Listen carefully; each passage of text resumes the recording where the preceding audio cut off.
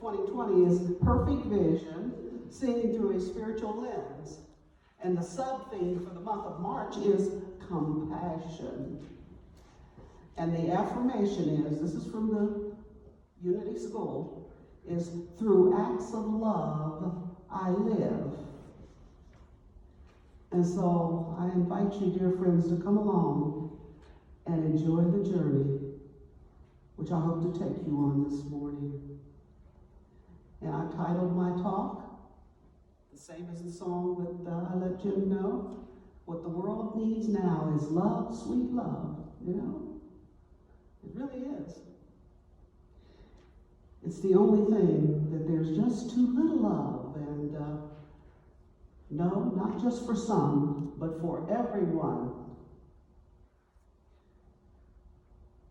And so the second song is, so put a little love in your heart, okay? Think of your fellow man, lend him a helping hand. You see it's getting late. Oh, please don't hesitate. Put a little love in your heart. You'll hear that a little bit later. And the world will be a better place for you and for me. You just wait and see. Put a little love in your heart. I recently received this bit of humor from a friend. You know, I like humor. And it seems that a young woman brought her fiance home to meet her parents. And after dinner, her mother told her father to find out more about the young man. And the father invited the fiance to his study for a talk. So, what are your plans? The father asked the young man. I am a biblical scholar, he replied. Oh, a biblical scholar? Admirable. But what will you do to provide a nice house for my daughter to live in? I will study, the young man replied, and God will provide for us. And how will you buy her a beautiful engagement ring such as she deserved? Asked the father. I will concentrate on my studies, the young man replied. God will provide for us. And children? Asked the father, how will you support children? Don't worry, sir. God will provide, replied the fiancé. And the conversation continued like this, and each time the father questioned the young idealist insisted that God would provide. And later on, the mother asked, well, how did your talk go, honey? And the father answered, he has no job, he has no plans, and he thinks I'm God. Isn't that good? I love that.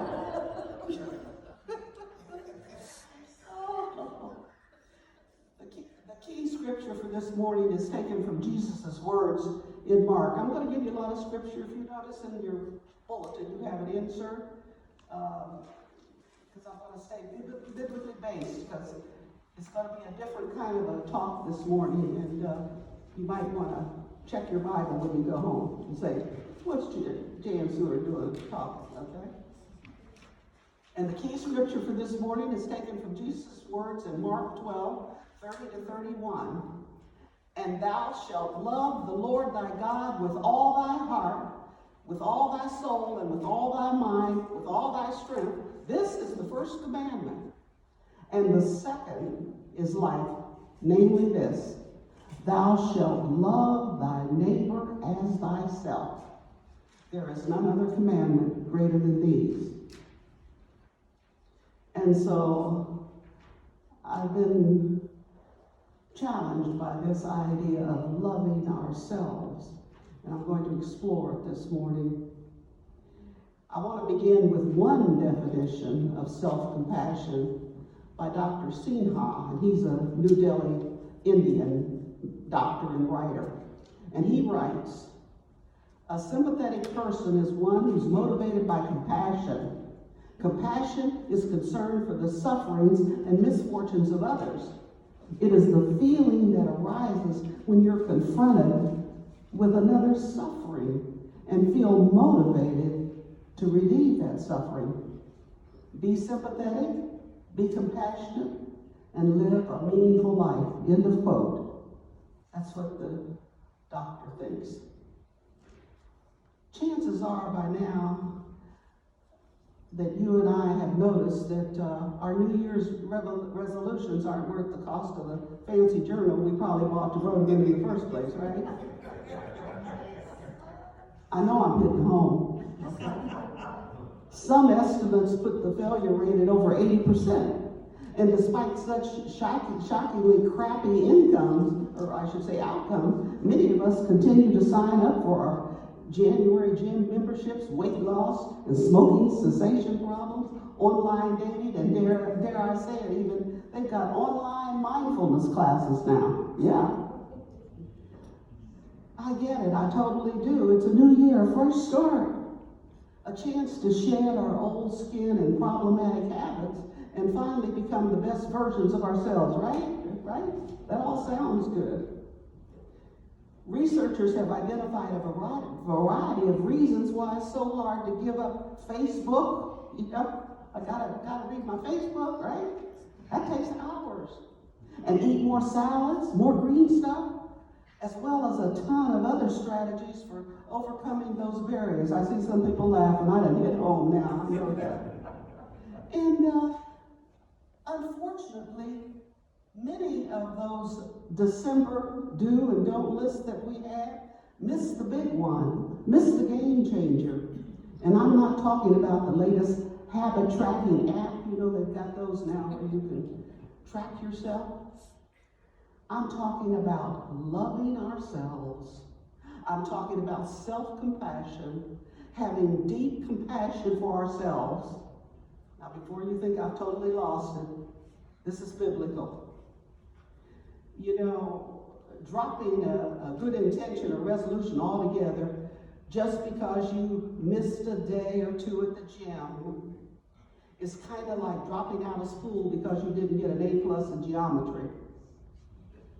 The thing is, you and I are eventually and inevitably going to fall off the wagon, and it's okay. I'm here to tell you this morning, it's really okay. That's what it means to be human. And for all of our awesomeness, we are, after all, the creative force behind burritos and Star Wars. We're not perfect. None of us is. But dropping an intention or resolution altogether, just because we missed a day or two at the gym,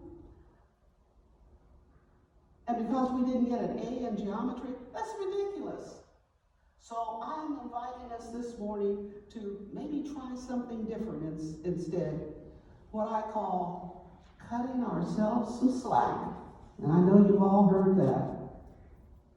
In other words, go easy on yourself when you miss a meeting or a class or even a meditation session or even church.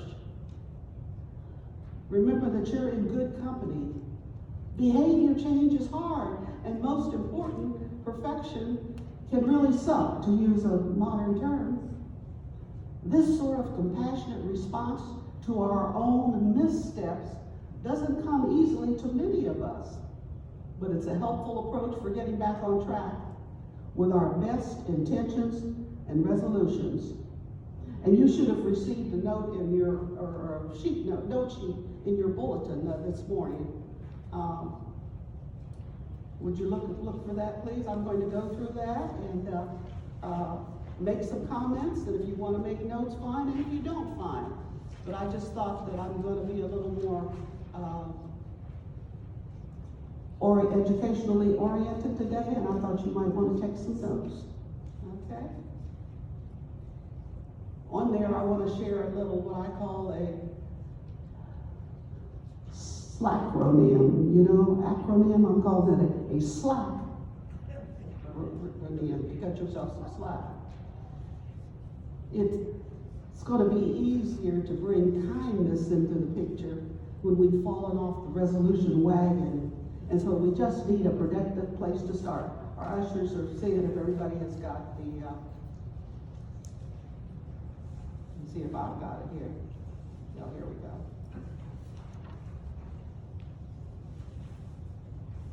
And so the next time you're thinking about bailing out on your very best intentions, your very best resolutions, remember to cut yourself some slack. with the following mindfulness tips.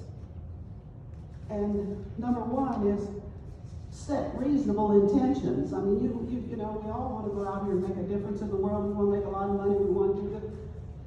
Set reasonable intentions. You wouldn't expect to run a marathon in a day, although some of you might, okay? When you've never trained. So don't set marathon-style resolutions. Start small, be realistic, and choose goals that mean something to you personally. There's no reason to sign up for yoga classes, I mean, if you don't really love yoga, unless you just want to look cute in the little outfits they wear. And that's totally legit too, if you understand where you're coming from. Number two, let go of perfection. No matter how reasonable your plan may be, reality can be pretty darn bumpy, and I think you all would agree with me on that. So chances are that you're going to bail off the back of that wagon at some point. I can't deal with this, you know. And when that happens, little Mr. Perfect or little Miss Perfect is going to start chattering away in your brain. You know, the little voice that tells you can't do this, you can't do that, you're not this, you're not that. And when that happens, do not, I repeat, do not get sucked into their nonsense. You might want to thank that voice in your head. Thank you for that unhelpful opinion. Or tell them to go away, whichever you prefer. And continue to remind yourself that you're not aiming for an A+. You're a human being you're a spiritual being having a human experience. So number two is let go of perfection. And then number three is accept that this is where you are right now. You know, it's so easy to get hung up on a rough week or a broken streak, okay? But unfortunately, such pity parties, they don't end very well. And so I'm guessing that inhaling another pint of Ben & Jerry's with double chocolate chip cookies on your couch is not on your, on your list of good intentions. I know I'm hitting home here. I got issues too. Okay. But rather than freaking out or berating yourself for your misstep, which is what we do, take some deep breaths and remember your affirmation or your prayer or your mantra, because perfection can really suck. And get ready for a hefty dose of self-kindness. And number four, compassion is your power play here. And if self-kindness doesn't come easily to you, and it doesn't to most of us, that's okay. We'll get better at it, and the universe will definitely give us lots of opportunities to practice. Until then, just imagine how you might treat a dear friend, a good friend going through a hard time. You wouldn't tell him or her they suck and that they'll never get it together, so they might as well grab a spoon and head for the freezer. So don't do that to yourself either. You're a person too. Treat yourself with kindness, forgiveness, and a whole lot of humor. Not only will it feel better, but it'll make it much easier for all of us to get back on track. Well, I got off this time, but I'm going to get back. So compassion is your power play, being kind to yourself. And number five, keeping it real. And by that I mean, keeping it real and stalling out are not mutually exclusive, okay? And that cutting ourselves some slack will make achieving our resolutions easier and more fun. Self-compassion is fundamentally empowering and energizing, so we can use the momentum of kindness and gentleness with ourselves to keep our resolve, to go back to the intentions and resolutions, not just give up on it. And by all means, we should make a plan for moving forward. I mean, we do need a plan, making sure that the plan also involves cutting ourselves some slack, loving ourselves. We deserve love too. So, you might be saying now, well, Reverend Jan, now, we're in church. What does all this have to do with God, the Bible, Jesus' love and compassion for others as well as for ourselves? That's what I asked myself when I'm putting all this together. I thought, okay, well, let's continue. Self-compassion is the idea that we can be kind to ourselves when we fail and treat ourselves with the care and support we would give to someone else who's struggling. In other words, out of self-compassion, self-care flows and protection from harm. Self-compassion is a balance of truth, like saying, yes, I made a mistake, but as an offspring of God, I am loved, I am worthy, I am valued, and I will address my mistakes directly. It's not giving ourselves an excuse, but it's acknowledging it. Love and truth, me and you and I acknowledge a negative that's happened without either minimizing it or making it more than it was. And at the same time, apply compassion to yourself. And I'm telling you, you'll feel it, okay? You still did what you did or didn't do, but you're going to feel better within yourself and recover more quickly. Self-compassion helps us to handle our humanness and the situations we're in with empathy, concern, understanding, and kindness. Self-compassion is a gentle way we relate to ourselves, both when we're struggling as well as when things are going well. Again, it's like treating yourself as a friend. Most of us have a best friend, and if they're struggling and learning something new, scared or confused, we do not put them down, but we put ourselves down. Now, I ask myself, is self-compassion biblical? Okay, for you biblical students. And the answer is yes. Mark 12, verses 28 to 31. One of the teachers of the law came and heard the debate going on. And noticing that Jesus had given them a good answer, he asked him, of all the commandments, Jesus, what's most important? And Jesus said, the most important one is this: Hear, O Israel, the Lord our God, the Lord is one. Love the Lord with all your heart, with all your soul, with all your mind, and with all your strength. And the second is this: love your neighbor as yourself. Love your neighbor as yourself. There is no commandment greater than these. That's a quote from Jesus. Mark 12, 28, 31. You could look it up if you don't believe me. And Ephesians, which was one of Paul's letters to the Ephesus, tells us how we are to love our neighbor. And it's Ephesians 4th chapter, 25 to 32nd verse. Therefore, each of you must put away falsehood and speak truthfully to your neighbor, for we're all members of one body. Do not let any unwholesome talk come out of your mouth, but only what is helpful for building others up according to their needs, that it may benefit those who listen. Be kind, this is in your Bible, and compassionate to one another, forgiving each other, just as in Christ God forgave you. Notice these verses, especially the last one. If we are to do this for another, why wouldn't we also do this for ourselves? You gotta get your thinking cap on here. We are to love our neighbor as we love ourselves. Another passage that can inspire us to treat ourselves in a biblically sound way is from Paul's letter to the Galatians, 5th chapter, 22nd, 23rd verse.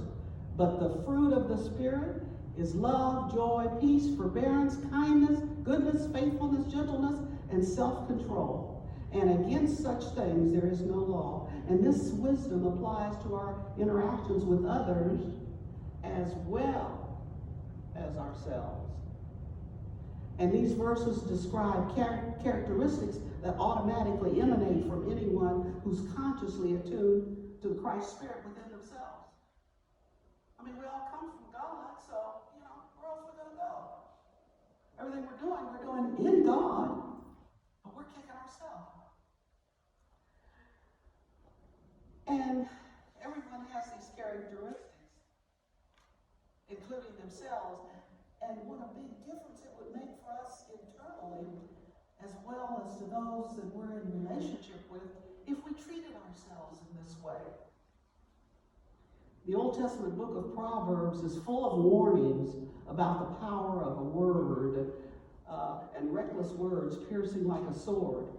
When we are constantly self-critical, we create the very same bodily response, the one fight, flight, or freeze, internally, as happens when someone else is constantly critical of us.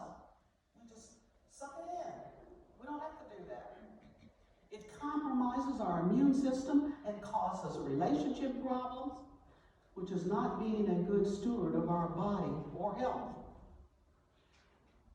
And I say these words at a moment when our nation is so deeply divided, We disagree with each other, and often we don't trust each other. And across the political spectrum, we're beginning to realize what's wrong with America is moral and spiritual. That's the big thing. And I think that many people are going to see that it's going to take more than money to rebuild our cities, our homes, our families, our marriages, our institutions, and to preserve our children into the next generation. We need a new birth of compassion. And guess where it starts? With you and with me. We don't like it innately, but we've been conditioned. Now, compassion redefined according to Noah Webster, you know who that is. He says, compassion means to suffer with another person. And the word has a strong personal element. To have compassion means more than just feeling sorry for somebody. Oh, isn't that beautiful? It's more than that. It means to get down where they are in the midst of their need and to suffer with them in the midst of their pain. And that's when I said, I don't know that I want to be compassionate. You know what? I got enough of my own. I don't need to be. Have you ever felt that way? I tell you, I'm hitting home today. When Noah Webster published an American Dictionary of the English Language in 1828, he began his definition of compassion this way: a suffering with another, painful sympathy. Painful sympathy. Well, I like that, but I find it very challenging. And an example of this painful sympathy, Noah Webster quotes from Luke 15, chapter 15, verse 20. The story of the prodigal son, and we've all heard that. His father saw him and felt compassion and ran and embraced and kissed him. And that verse is very significant because it shows us that compassion is more than just a feeling. It's not just an emotion. It's more than feeling sorry for people in trouble. Biblical compassion means that you see the problem, you're moved by the need, you go out to where the problem is, and you get your hands dirty, so to speak, trying to help one person after another get their problem solved and to raise them up to a higher level of life. And we see this in several places in the life of Jesus. In Matthew 14, he tells us that Jesus had great compassion on the crowd following him and how he healed the sick and then fed 5,000. And later in Matthew 15, it says that Jesus had the same compassion on another crowd and fed 4,000 there.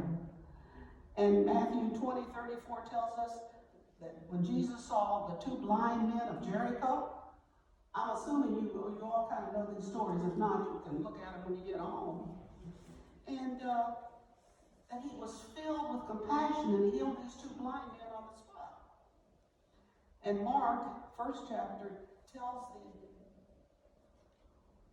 what it meant to Jesus, of what compassion, how he expressed it.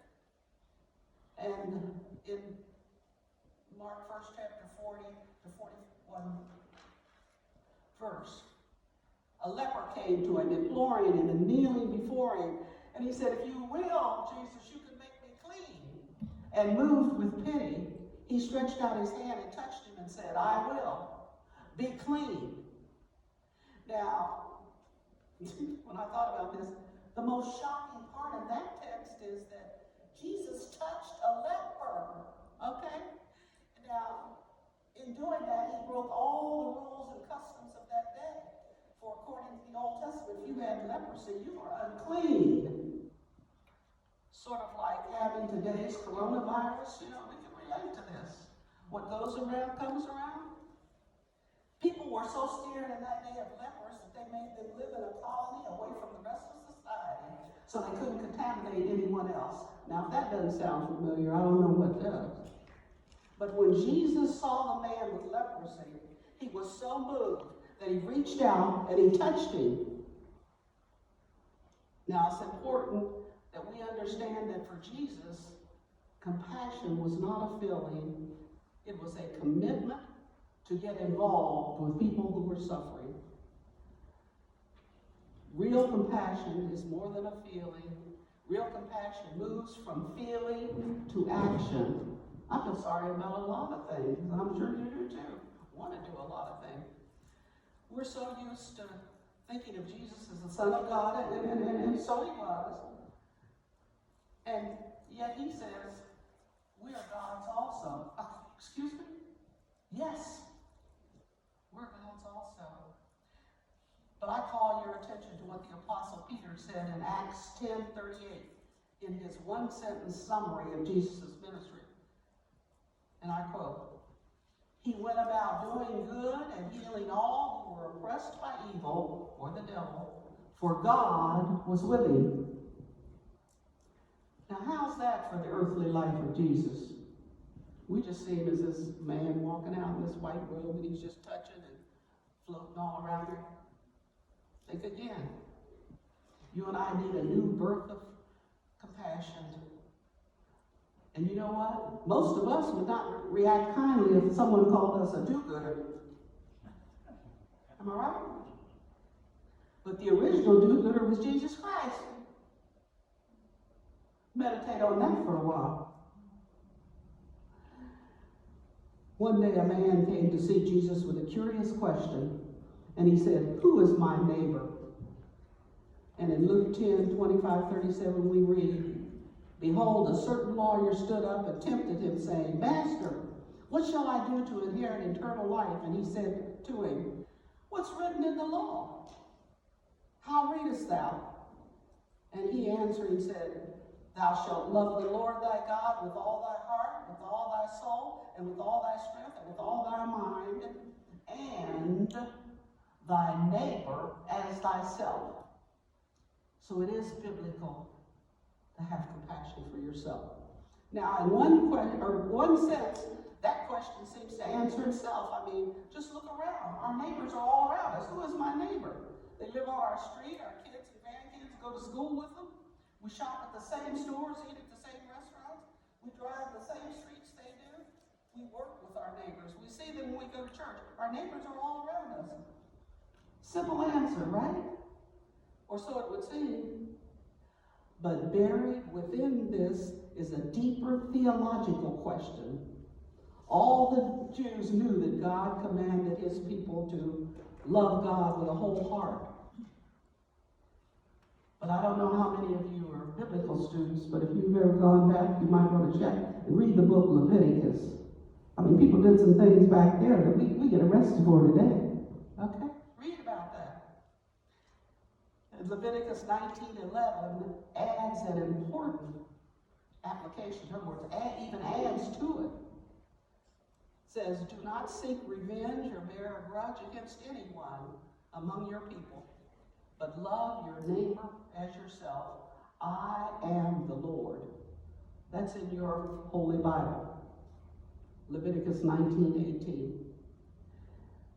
And so, if loving God is hard, loving your neighbor is equally hard, but in a different way, especially when you add those last two words, as yourself. So the question then becomes, well, who is my neighbor? And in answer to that question, Jesus tells a story in Luke 10 that we call the parable of the Good Samaritan. And it goes like this. Jesus said there was once a man on the road from Jerusalem down to Jericho. Thieves fell upon him, stripped him, beat him, robbed him, and left him for dead. And before too long, a priest, a minister of God, came by and saw the poor man lying there. And the priest walked on the other side so he wouldn't have to get involved. After all, he had to get to the temple. He didn't have time for this. A few minutes later, a Levite came by. And that would be like a theologian, a doctor of theology, a student of God's word, a man who was supposed to know the character of God. When that Levite saw the poor man lying by the side of the road, he crossed to the other side so he wouldn't have to bother with him. After all, he was already late for his weekly Torah discussion group. He said, no. And soon after that came the Samaritan. Now Jesus knew, because he was raised in that culture, that the Jews hated Samaritans.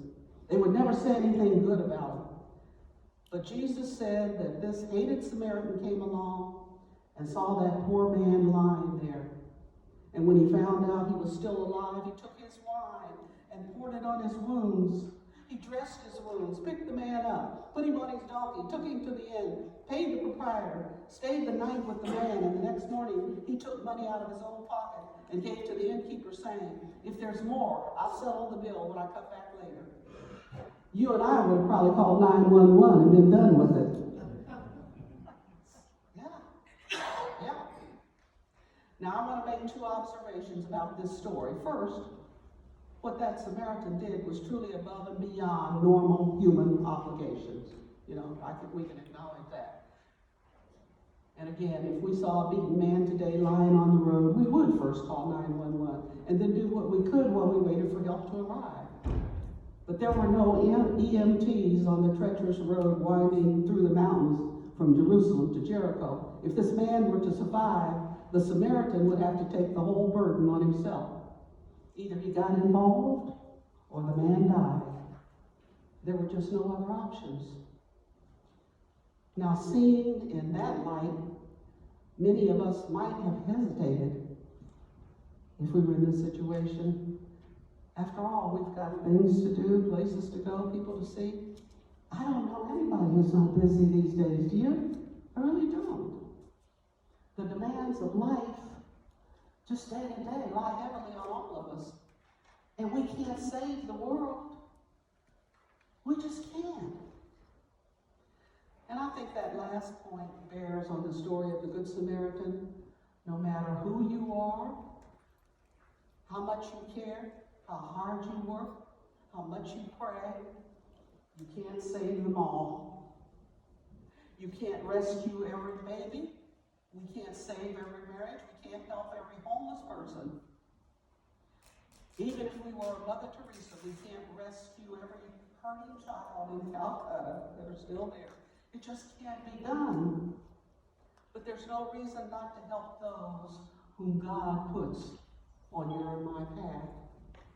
You and I can light a candle in the darkness. And I had most of you have probably heard the story of the man and his son who were fishing. They were on a dock and they were, here we go. A lot this morning, but it's worth it. This will be on tape, and you'll be able to pick up everything. One day, an old man was walking along a beach that was littered with thousands of starfish that had been washed ashore by the high tide. And as he walked, he came upon a young boy who was eagerly throwing the starfish back into the ocean, one by one. And puzzled, the man looked at the boy and asked what he was doing. And without looking up from his task, the boy simply replied,